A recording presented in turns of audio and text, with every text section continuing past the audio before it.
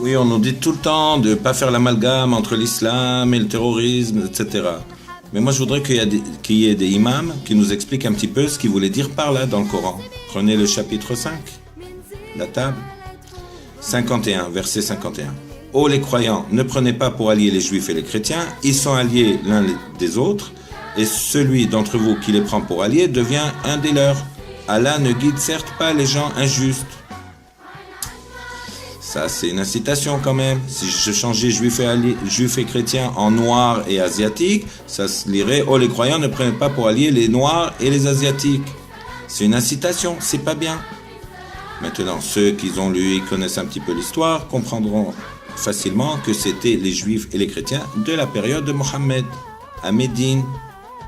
Mais ça, ils oublient de le dire.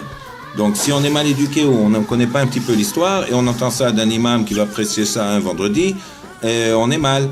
Donc ça, c'est une chose.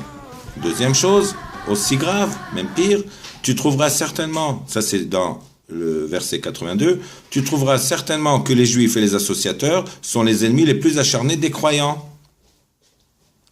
C'est pas bien.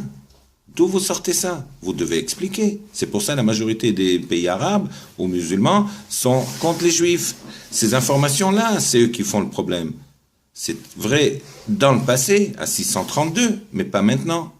Donc il faut arrêter. Il y a plein encore, dans le chapitre 5, il y a plein des informations comme cela. Donc au imam, s'il vous plaît, expliquez aux gens.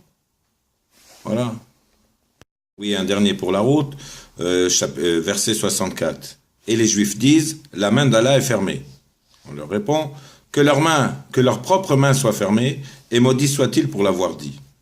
Donc le mec, il y en a 2-3 qui ont fait des conneries, ou je sais pas, mais de toute façon, on s'en fiche, c'était il y a très longtemps, et à cause de ça, c'est écrit, et il y a certaines personnes qui suivent ça à la lettre.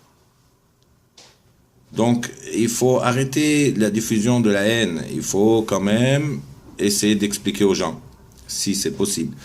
Un bon documentaire, je vais mettre le lien, s'appelle Juifs et musulmans, si proches, si loin, ou si loin, si proche, c'est un reportage d'Arte, je vais donner le lien, ça va vous expliquer un petit peu ce qui se passait dans la période de Mohammed en Arabie Saoudite, à la Mecque et à Médine.